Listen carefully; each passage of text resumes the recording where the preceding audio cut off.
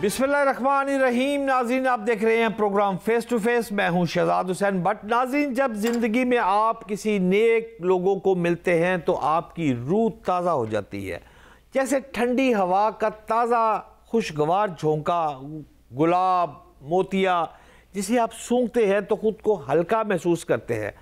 आज मैं आपकी जिस शख्सियत से मुलाकात करवा रहा हूँ इंतहाई काबिल एहतराम है और मैं इनको लंबे अरसे से जानता हूँ। शहीद बेनज़ीर भुट्टो और कुलसूम नवाज साहिबा, अल्लाह उनको जन्नत में आला मकाम दे, या MQM के कायद जो तहाल लंदन में मकीम है, इन समेत तकरीबन तमाम अफराद, सियासी अफराद का मुख्तलिफ शख्सियात के इंटरव्यूज़ में कर चुका हूँ। मगर नाज़रीन, आज आपको ये बता दूँ कि अपनी 25 साला जर्नलिज़्म में कभी इंटरव्यू करने की जुर्रत नहीं की। वो है इंतहाई काबिल एहतराम मोहतरम सरफराज शाह साहब। Welcome to my show Sarfaraz Shah साहब। बिस्मिल्लाहिर्रहमानिर्रहीम। इन्ना अंज़लनाहु फ़ी लैलतुल क़द्र वमा अदरका मा लैलतुल क़द्र लैलतुल क़द्रि खैरुम मिन अल्फ़ि शहर तनज़्ज़लुल मलाइकतु वल रूह फ़ीहा बिइज़्नि रब्बिहिम मिन कुल्लि अम्रिन सलाम हत्ता मत्लइल फ़ज्र। शाह साहब, शब कदर, हदीस मुबारका के मुताबिक शब कदर को रमज़ान की आखिरी इश्रे की ताक रातों में तलाश करो। बाज़ रवायात में 27वीं शब को भी लैलतुल कदर कहा गया है। एक आम मुसलमान का इन रातों में क्या मामूल होना चाहिए जिससे काबिल एहतराम ये हमें समझाएं कि वो शब कदर को हासिल कर सके? बिस्मिल्लाहिर्रहमानिर्रहीम।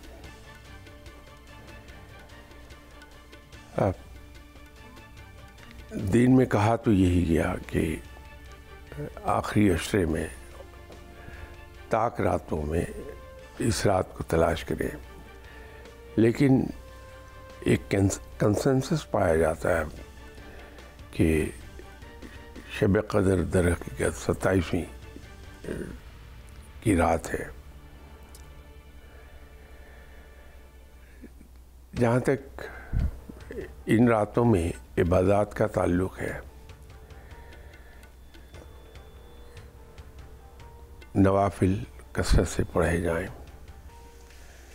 और कुरान पाक की तिलावत कसरत से की जाए, तो जो शब बेदारी है उससे हेल्प मिलती है इस रात को पाने की, कि रात भर एक मुसलमान इशा की नमाज से लेकर फजर की नमाज तक अगर शब बेदारी करता है और अल्लाह की याद में वक्त को गुजारता है तो यकीनी तौर पर इस शब को पालेगा। इस शब की अपनी फजीलत है।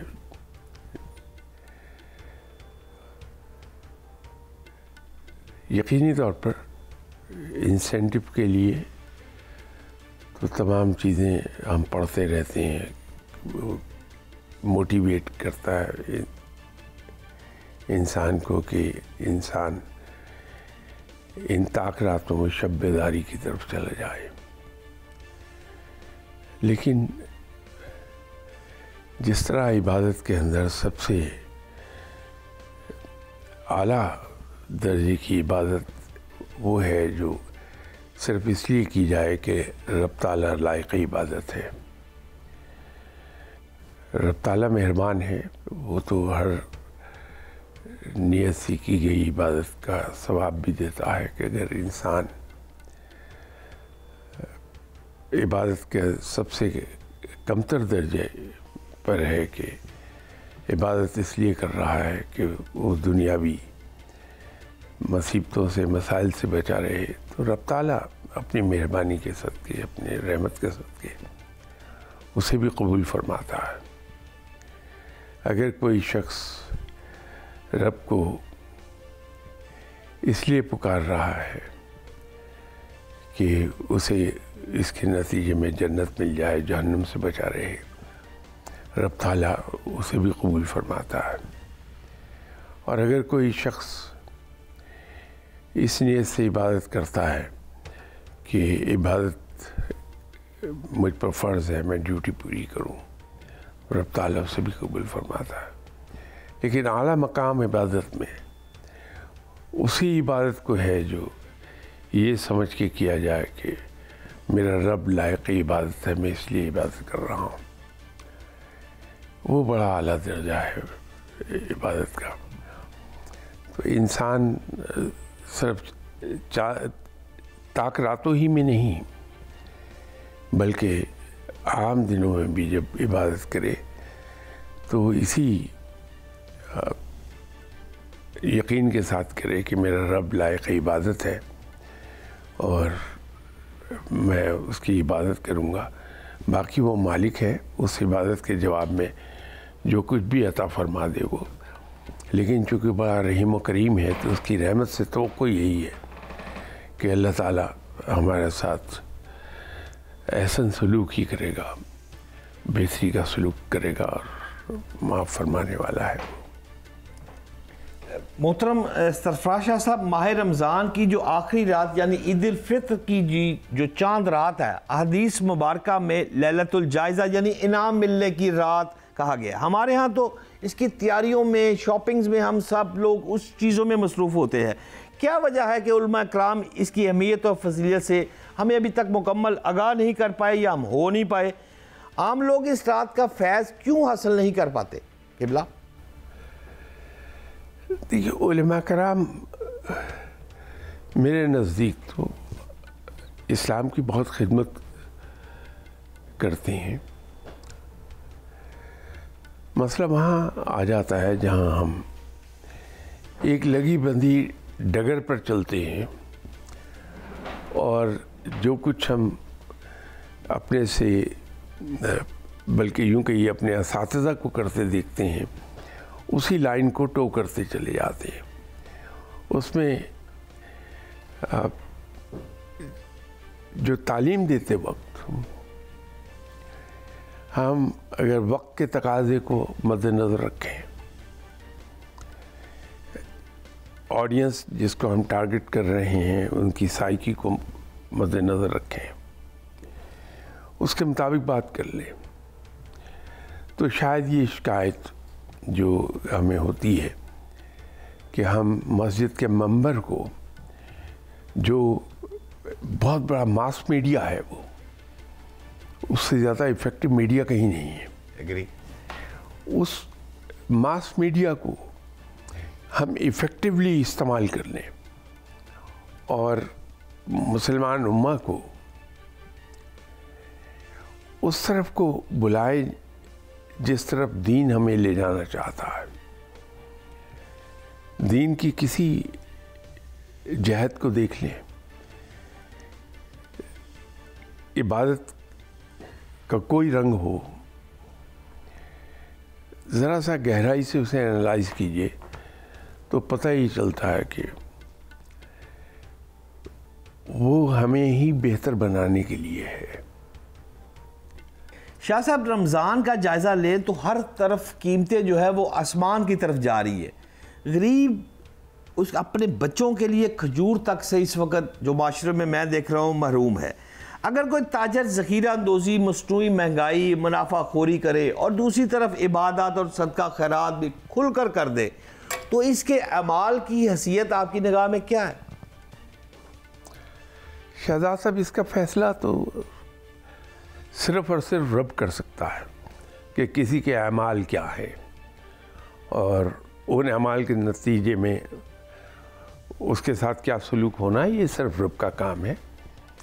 ہم انسان نہیں دیکھ پائیں گے کہ ہماری نظر ان ڈھکے چھپے موٹیوز کی طرف نہیں جائے گی جو اس کے پیچھے ہوں گے۔ ہم ظاہر کو دیکھ کے فیصلہ کر دیں، گنہگار ہم ہو جائیں گے۔ اس لیے وہ تو میں عرض نہیں کروں گا، لیکن یہ میں ضرور ایک طرف آپ کی توجہ دلاؤں گا۔ بڑے زمانے سے ہم سنتے بھی آئے تھے اور ذاتی تجربہ بھی ہوا تھا کہ وہ ممالک جس میں مسلمانوں کی تعداد اچھی خاصی ہے، یورپین ممالک، وہاں پہ رمضان کارنر بڑے بڑے سٹورز میں علیحدہ لگا دیے جاتے ہیں جس پر ڈسکاؤنٹڈ ریٹ ہوتا ہے۔ درست۔ دل میں فطری امر ہے کہ یہ خواہش پیدا ہوتی تھی کہ ہمارے ملک میں ایسا ہو جائے. ہمارے یہاں رمضان کے آنے سے پہلے ہی قیمتیں ایک ہفتہ پہلے بڑھ جاتی ہیں. اس سال بڑی خوشی ہوئی سن کر, مجھے تجربہ تو نہیں ہوا لیکن خوشی ہوئی کہ کچھ جگہوں پر رمضان ڈسکاؤنٹ دے دیا گیا. یہ رمضان بازاروں کی صورت میں نہیں, نہ صرف یہ بلکہ کچھ سٹورز ہیں. سنا جی, میں نے جیسے عرض کیا میرا ذاتی تجربہ نہیں ہے لیکن سننے میں یہ آیا تھا کہ کچھ سٹورز نے رمضان کی سیل اپنے یہاں لگا دی. اللہ تعالیٰ یہ جذبہ ہمارے اندر اور بیدار کر دے کہ ہم کم از کم رمضان کا ایک مہینہ صرف اپنی کاسٹ پرائز پر ہی چیزوں کو فروخت کر دیں کہ رب راضی ہو جائے. تو امید رکھنی چاہیے چیزیں بہتری کی طرف ضرور جائیں گی. میں شاید فطرتاً آپٹیمسٹک ہوں, اور مسلمان تو ویسے بھی مایوس نہیں ہوتا کہ اللہ کی رحمت سے مایوسی کفر ہے. میں تو پر امید ہوں کہ اگر چند ایک لوگوں نے اس دفعہ کیا تو اگلے سال اس کی تقلید میں اور دوسرے بڑے بڑے سٹور بھی کر لیں گے. ٹھیک فرما رہے ہیں شاہ صاحب. ناظرین, ایک شارٹ بریک پر جا رہا ہوں, اور شارٹ بریک پر واپسی پر میں آقا سرفراز شاہ صاحب سے یہ جانوں گا کہ پاکستان میں جمہوریت, پارلیمانی نظام, صدارتی نظام یا پھر فوجی حکومت پاکستان کے لیے کون سی بہتر ہے. یہ بات ہم شاہ صاحب سے آگے پوچھتے ہیں. ایک شارٹ بریک, میرے ساتھ رہیے گا.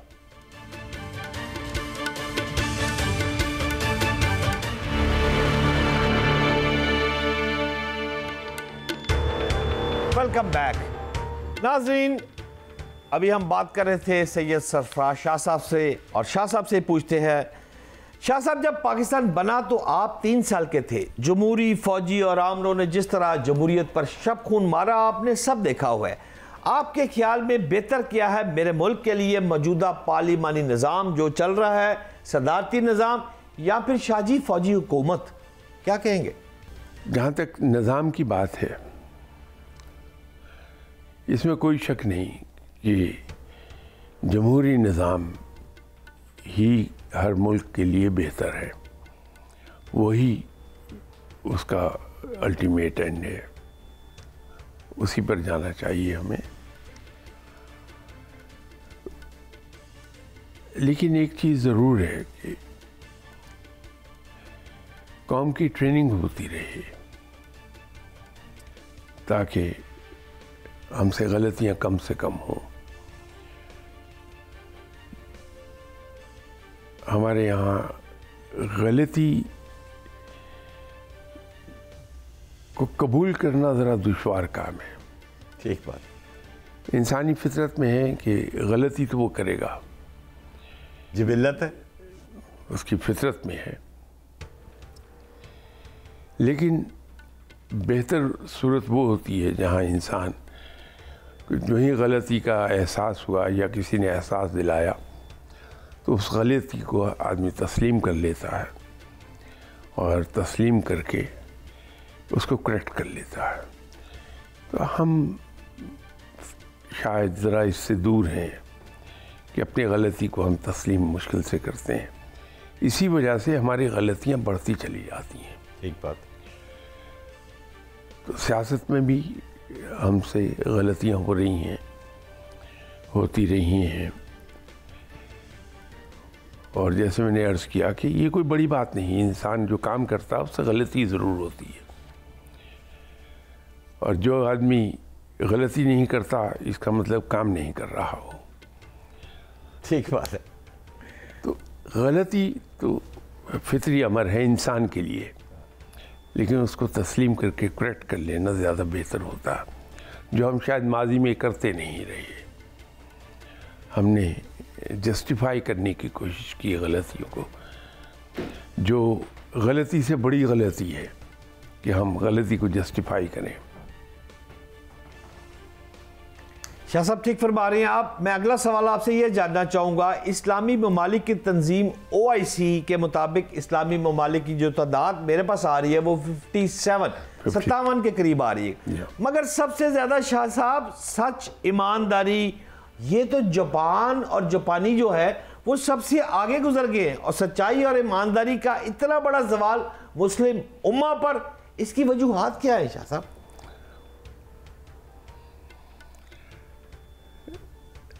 دیکھیے, یہ جن کی مثالیں ہم دیتے ہیں کہ وہاں دیانتداری بھی ہے, سچائی بھی ہے,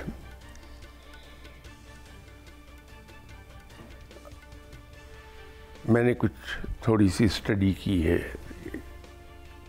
یورپ کی حد تک. وہاں پہ ہمارے دین کے اصولوں کو فالو کرتے ہیں, بے شک بغیر مانے دین کو. تو اگر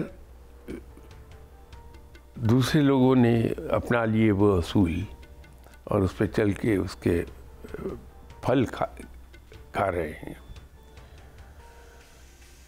تو ان کو برا کہنے کی بجائے حق تو یہ بنتا ہے کہ میں اپنے آپ کو برا کہوں کہ میں پیدا ہونے سے لے کے اب تک, اب 81 ایئرس کا ہو جاؤں گا اگلے 1-2 ماہ میں, تو میں ایک کان سے سنتا تھا, دوسرے کان سے اڑا دیتا تھا, اس پر عمل نہیں کیا.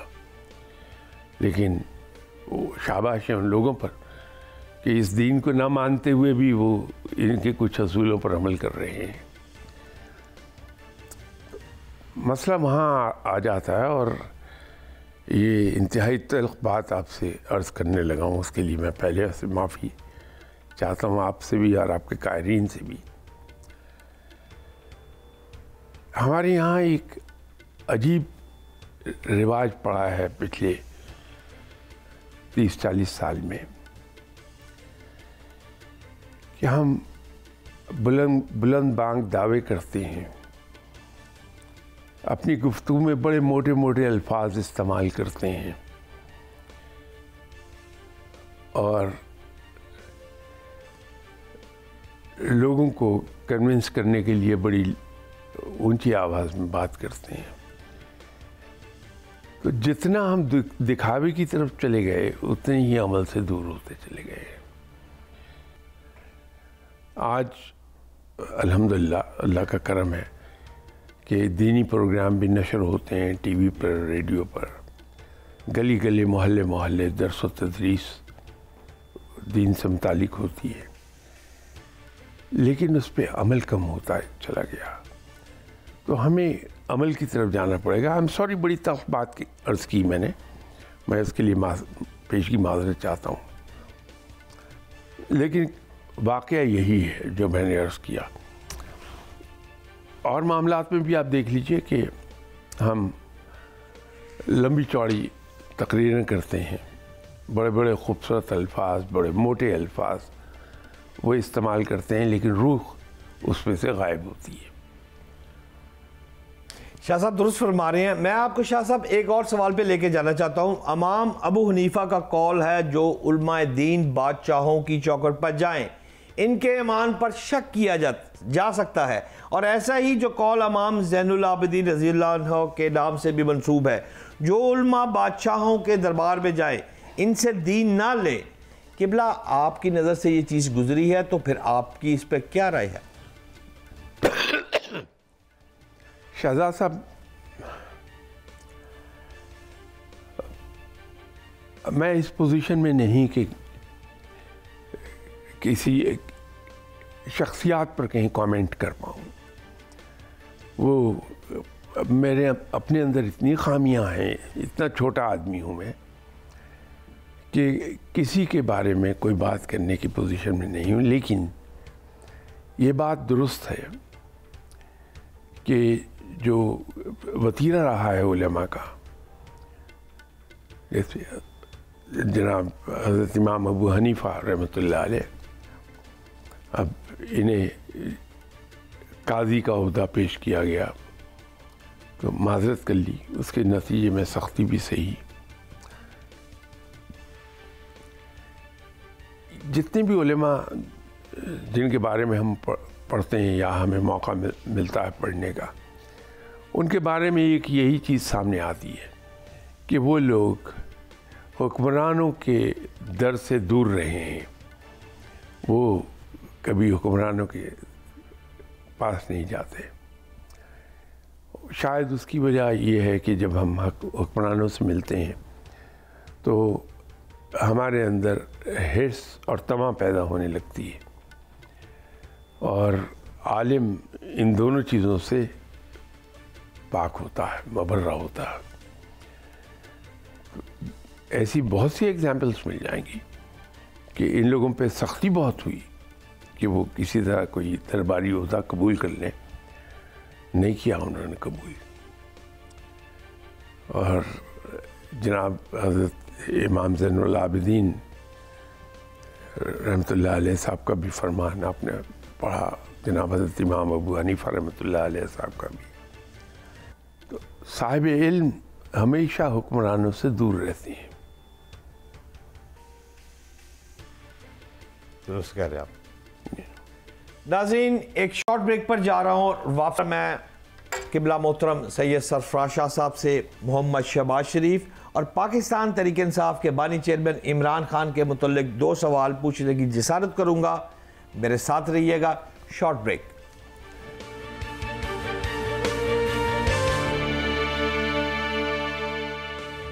Welcome back.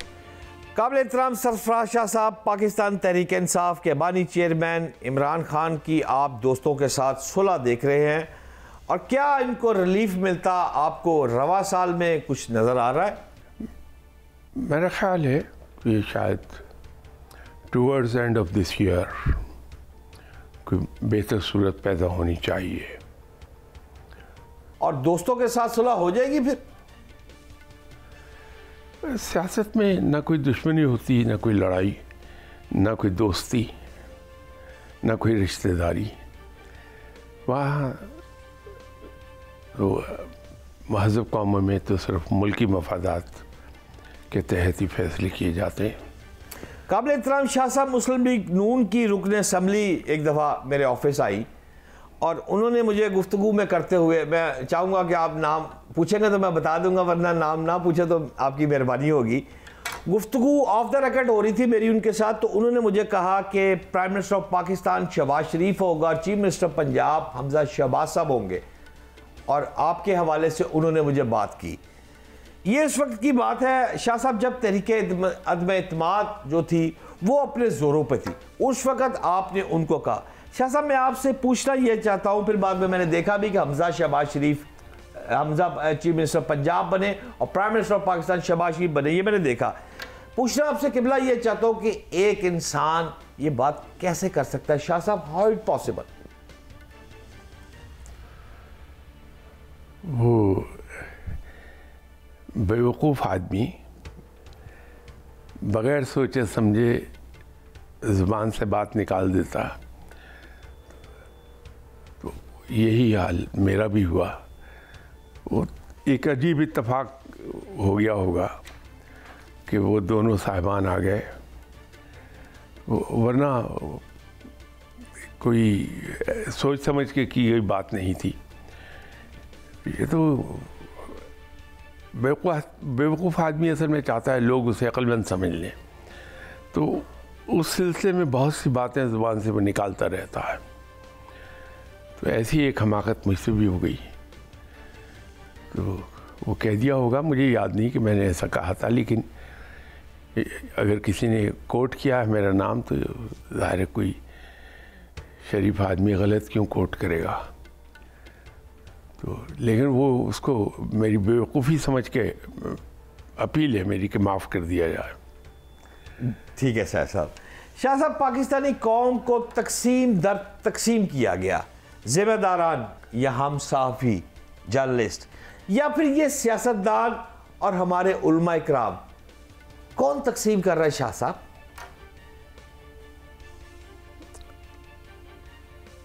دیکھیے، سوچ سمجھ کے پلانڈ طریقے پر کوئی پاکستانی یہ کام نہیں کرے گا، یہ تو ہمیں یقین رکھنا چاہیے۔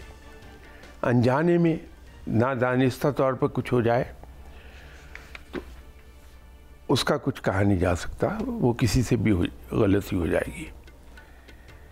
البتہ ایک جگہ ہمارے حکمران ضرور ایک غلطی کرتے رہے ہیں کہ ہم نے کبھی ایک قوم بنانے کی کوشش نہیں کی، جبکہ ہونا یہ چاہیے تھا کہ انہیں پلانڈ مینر ایک قوم بلڈ کی جاتی اور اس کی ابتدا تو ہونی چاہیے پرائمری اسکول ایجوکیشن سے، جو ارلی ایجوکیشن ہے ہماری، اس سے، اور جو اس دور کی موجود نسل تھی اس کو میڈیا کے ذریعے ایجوکیٹ کیا جاتا اور اس کے اندر وہ جذبہ پیدا کیا جاتا جو ایک قوم میں ہوتا ہے۔ ہم سے بنیادی غلطی وہیں ہوئی ہے کہ ہم نے دوسری چیزوں پہ توجہ دے دی، جو کچھ عرصے کے بعد پھر شفٹ ہو گئی آپس کے لڑائی جھگڑے پر۔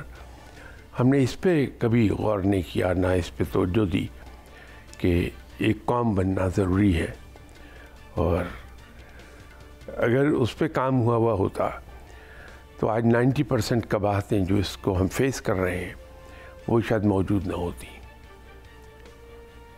قابل احترام شاہ صاحب، ہر شخص کی خواہش ہے کہ اس کی اولاد نیک اور صالح ہو۔ آج کل جو اسکول، کالج، یونیورسٹیوں کے حالات ہیں وہ آپ کے سامنے ہیں، اور میں سمجھتا ہوں معذرت کے ساتھ منشیات کا استعمال تو اب عام ہر جگہوں پہ ہو گیا۔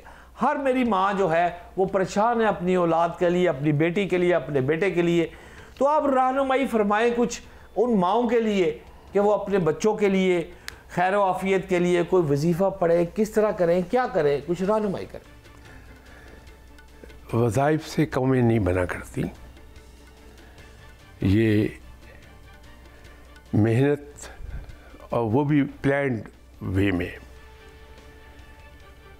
اس کے نتیجے میں قومیں جنم لیتی ہیں۔ ہمیں ایک بات ذہن میں کلیئر کرنی چاہیے، آپ ارلی ایجوکیشن سے شروع ہو جائیے تو 2 گھنٹے 3 گھنٹے بچہ اسکول میں گزارتا، باقی 21-22 گھنٹے گھر پہ گزارتا۔ ہائی اسکول میں وہ 5 گھنٹے 5.5 گھنٹے اسکول میں گزارتا۔ کالج میں کوئی سیٹ ٹائمنگ نہیں ہے، وہ ڈپینڈ کرتا پیریڈز کیا ہیں۔ ایک بہت چھوٹا حصہ ہے جو ایجوکیشنل انسٹیٹیوٹس میں گزار کے آتا بچہ، دن کا بڑا حصہ وہ گھر پہ ہوتا ہے۔ ہم بڑے حصے کو چھوڑ کر چھوٹے حصے پر اگر الزام شفٹ کرے تو میرے خیال میں تھوڑی زیادتی ہو جائے گی۔ یہ بنیادی طور پر ماں باپ کا کام ہے کہ بچوں کی تربیت کریں اور بچوں پر نظر رکھیں، لیکن غیر محسوس طریقے سے، کہ بچہ یہ نہ سمجھ پائے کہ میں انڈر سرویلنس ہوں۔ شاہ صاحب، ایک شخص 18 گھنٹے محنت کر رہا ہے اور رزق وہیں کا وہیں چل رہا ہے، مہنگائی بڑھتی جا رہی ہے، بچوں کی اسکول کی فیسیں بڑھتی جا رہی، وہ وظیفہ نہ آپ سے مانگے تو کیا کرے؟ دیکھیے، رزق کے بڑھانے کا بڑا آسان طریقہ ہے۔ اپنی انکم میں وہ کتنی ہی میگر کیوں نہ ہو، دوسرے کو حصہ دار بنا لے۔ مجھے ایک صاحب کی بات یاد آتی ہے، ان سے ہو سکتا ہے نظریاتی اختلاف ہو میرے، میں ان کے نظریات سے اتفاق نہ کروں، لیکن وہ بات انہوں نے بڑی خوبصورت کی تھی۔ وہ تھے جماعت اسلامی کے امیر قاضی حسین احمد صاحب۔ ماشاءاللہ، بہت بڑا نام ہے، بہت بڑا۔ وہ الیکشن لڑ رہے تھے، تو ایک سلوگن ایک دن میں نے کہ کسی دیوار پر شاید لکھے ہوئے دیکھا کہ اگر ہم بھوک مٹا نہ سکے تو بھوک کو بانٹ لیں گے۔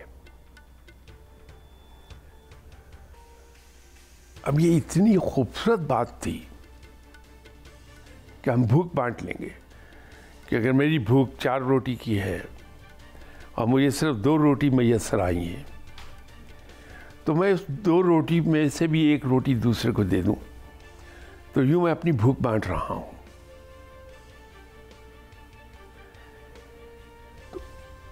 ریسورسز انکم کے خواہ کتنے ہی کم کیوں نہ ہوں، اگر ہم اس میں سے بھی تھوڑا سا کچھ حصہ کسی ایسے رشتہ دار کے حوالے کر دیں جس نے اپنا بھرم قائم رکھا ہوا ہے لیکن در حقیقت بیچارہ اندر سے بالکل کھوکھلا ہے، چاہے وہ کتنا ہی کم کیوں نہ ہو، انسان کی انکم بڑھ جاتی ہے، رزق رب کی طرف سے بڑھا دیا جائے گا۔ اس سے بھی زیادہ اگر گارنٹیڈ چیز دیکھنی ہو جس سے رزق بڑھ جائے تو انسان اپنی بہنوں سے جب بھی ملے، خواہ وہ ملٹی ملینئر ہی کیوں نہ ہو، ارب پتی ہوں، اور بھائی کتنا ہی غریب کیوں نہ ہو، پھر بھی ان کو کچھ نہ کچھ دے دے،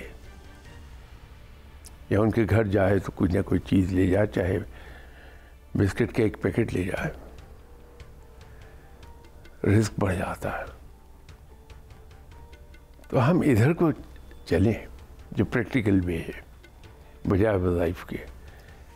محترم قبلہ سرفراز شاہ صاحب، میرا آپ سے آج کا آخری سوال ہے، پاکستان کبھی ہم سافٹ اسٹیٹ، کبھی ہم ہارڈ اسٹیٹ، پوری قوم میری ایک دائرے میں شاہ صاحب ہم گھوم رہے ہیں، ہمیں کیسے اور کیسی اسٹیٹ بنانی چاہیے جہاں امن ہو شاہ صاحب، جہاں خوشحالی ہو؟ اور دوسری ساتھ یہ بھی بتائیے گا کہ کیا اس وقت پاکستان میں کوئی ایسا لیڈر موجود ہے جو قوم بنا سکتا ہے؟ اسٹیٹ کیسی ہو وہ اس کے سیٹ سٹینڈرڈز ہیں، ہمیں ویل ری انوینٹ کرنے کی ضرورت نہیں پڑے گی، البتہ یہ دیکھنے کی بات ہے کہ اس معیار تک ہم کیسے پہنچیں۔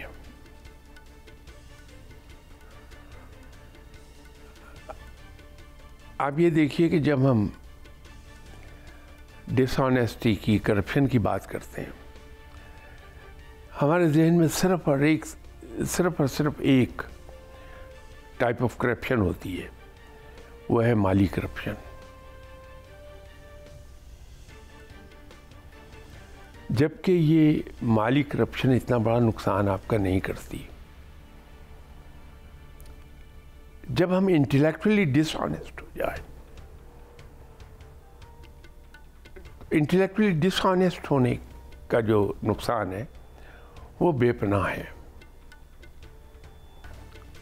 بہت شکریہ قابل احترام محمد سید سرفراز شاہ صاحب، ناظرین میرے ساتھ تھے۔ ناظرین، میں ہر پروگرام کے اختتام پر اپنے کومنٹ دیتا ہوں، لیکن ناظرین آج کے پروگرام کے اختتام پر میرا کوئی تبصرہ نہیں، کوئی کومنٹ نہیں، کیونکہ اگر آپ شاہ صاحب کی گفتگو ذرا غور سے سنیں تو سونے کے بہت سے موتی آپ کو اس گفتگو میں ملیں گے جو آپ کا بہت سا فائدہ 100% کریں گے۔